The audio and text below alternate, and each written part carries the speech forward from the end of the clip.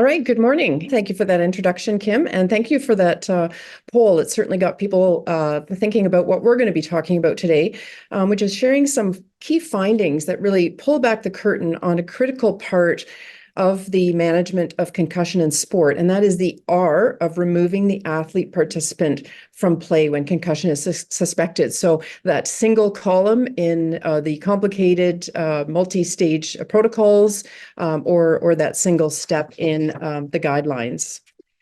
So legislation, education, and social marketing campaigns have elevated sport-related concussion in ways that other sport-related injuries have not seen. Yet, despite unprecedented interventions, many of which we're hearing about today, underreporting or non-disclosure of concussion symptoms by youth sport participants and failure of coaches to remove them from play continues to be a challenging aspect of concussion management. A reluctance to self-report or remove puts these participants at risk for further injury and longer recovery, and it also highlights gaps in the implementation of concussion protocols that warrant closer attention. Not all blows to the head or other mechanisms of concussion injury during play, whether that is in a game or a practice, are seen by others. Although there seems to be an assumption that someone will see the event and someone will see the symptoms, there continues to be an onus on participants to self-report and other actors to see and act when an athlete may have a concussion. But again, the rate of missed or non-identified or reported injury is too high. And our project considers the landscape of influences shaping why key actors do or do not self-report or remove when concussion symptoms are apparent for youth athletes. With research project team member Dr. Kaylee Pennick, we introduced our work at the 2023 Symposium. We're a transdisciplinary team represented by a range of academic and practitioner perspectives, and guided by a multi-level socio-ecological framework to capture the complexity of influences to reporting and removal. We started with identifying actors who may or should be involved in removing youth sport participants from play when injury is suspected. So to clarify, our focus is on youth sport, which we have defined as participants aged 12 to 17 years. This generally represents a starting point and certainly a peak of participation in organized sport, and is delimited to minors who are legally regulated by their parents. We're also focused on community club sport, where there is potential to inform policy and practice through the Canadian sports system, in contrast to the school sports system, which has its own jurisdiction.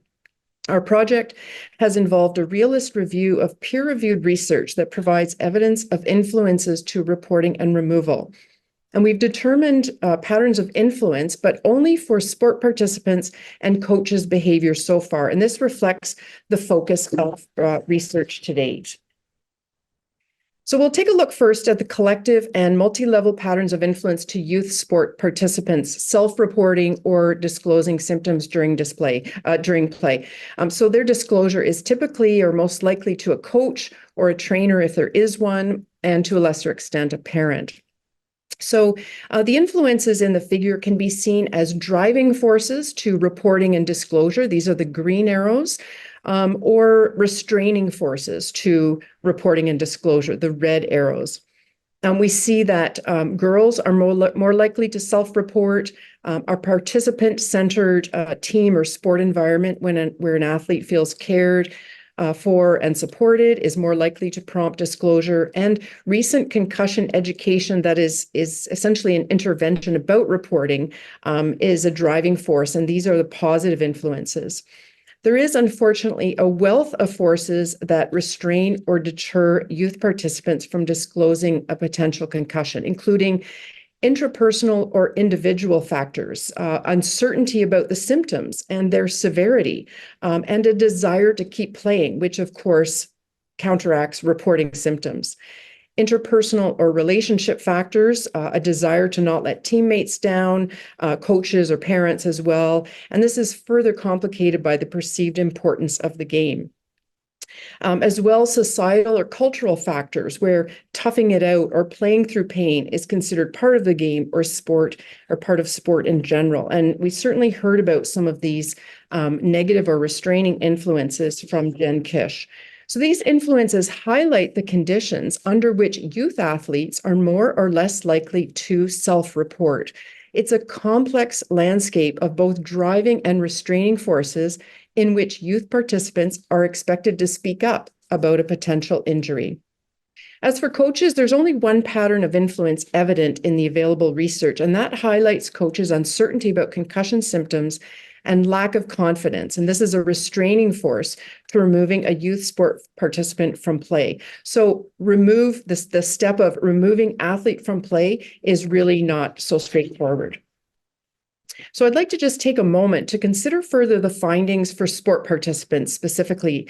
And these influences can be seen as a force field for change, with implications for paying attention to driving forces that can be expected to positively influence the goal of increasing self-reporting, but also addressing the restraining forces that can be expected to continue to work against participants putting their hand up when they have concussion symptoms. So we provide a few examples of approaches and strategies to address these forces. This is not an exhaustive portfolio, but just for some examples for moving forward. A team or sport environment that's focused on participants' well-being, giving their best effort, and individual and group development can be empowering for athletes to speak up. And this can be fostered particularly by the coach, but can also become part of a club's culture. At the same time, there seems to be a need to reframe what it means to an athlete to be pulled from the game if they disclose symptoms. And Jen also spoke about this as one of the greatest fears.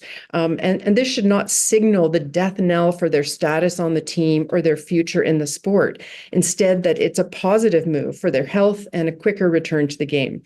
And a need to acknowledge and address a societal and sports symptom norm about playing through pain and the still strong culture where risk is acceptable. So I'd like to turn it over to Brandy now to reflect on these findings from a policy and practice perspective. Great. Thank you so much, Alison.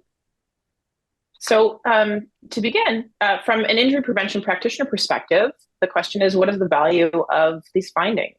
And one consideration is in the way that we develop safety strategies in sport. Primarily, are we using valid prevention models? And have we tested these recommended strategies for efficacy in different communities at different levels of play amongst the different stakeholders? Or do we think of sport as a homogenous space of like-minded individuals forming a community around similar actions and beliefs for reporting and removal? Good intentions work well in tabletop exercises, but when we fail to recognize the very people we aim to protect, we fall short. An inclusive and intersectional approach brings a layer of understanding where people are and what they're coming into our spaces carrying. For example, there are populations with valid distrust in our medical community resulting from historical and ongoing discrimination, and yet our current policies require medical intervention. The Canadian Concussion Guidelines, an excellent tool generally, does not cover the nuances of the people and stakeholders who make up the communities in which we deliver sport. And this comes with a consequence of friction and conflict in how people engage with concussion policies. We can look to other areas of injury prevention, such as the road safety strategy called Vision Zero, that was founded on the premise that humans are fallible and our strategies must accommodate. The implications are that we develop policy with the very best intentions, but due to timing, funding, and other pressures, we make assumptions about how people will interact with the protocol, and we find ourselves struggling with the myth of compliance. Last, in the injury prevention cycle, we're compelled to evaluate and return to the problem to assess if we need to course correct. This research shared today shows a glimpse into that process and indeed suggests there's an opportunity to better understand the stakeholders, their motivators and barriers as we move forward together. And I'll turn it back to Alison. Thank you. Thanks, Brandy. You've highlighted a number of related areas that require further consideration, including research, and I certainly hope people are taking notes about the things that can be considered. I want to share on this last slide a few recommendations for future research that can continue to build out the insights that we've shared today, and that is the continued investigation of the multi-level and collective influences to removing athletes from play immediately. And this includes the role and experiences of coaches, parents, trainers, on-field officials, and fellow sport participants or teammates. There's a lack of research about these key actors, each of whom have a role to play in this aspect of concussion management. It's important to continue to dismantle any myth of compliance with well-established protocols and guidelines. Specifically, why is this breaking down at the initial stage of identifying a problem and reporting and removing an athlete from play? It's important, of course, to get out to the community, to the field, to the gym, to the rink, and listen to these actors' voices. What is identification and removal like for them in reality? What drives but restrains them from speaking up? Thank you for the opportunity to present, and Brandy and I would be happy to entertain any comments or questions. My first question is, are there any key messages that you think coaches should use with their athletes to promote reporting? What could be said? It's a big question. I'll take a stab at that, but we bring very different perspectives here, and that's one of the benefits and advantages of our transdisciplinary project.